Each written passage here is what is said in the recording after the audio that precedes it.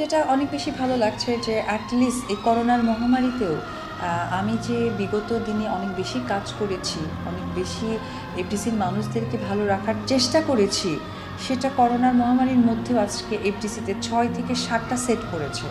তো এই দীর্ঘ 4-5 বছরের এটা একটা মাইল ফলক বলতে পারি আমি, যে এই আমার একটি সিনেমায় যেখানে 5টা সেট পড়েছে পুরো এফডিসি মিলে, হয়তো আপনারা ফুটেজ নিয়ে দেখতে পারেন। তো আমার প্রডিউসারের সাথে এবং ডিরেক্টরের সাথে একটি কমিটমেন্ট ছিল।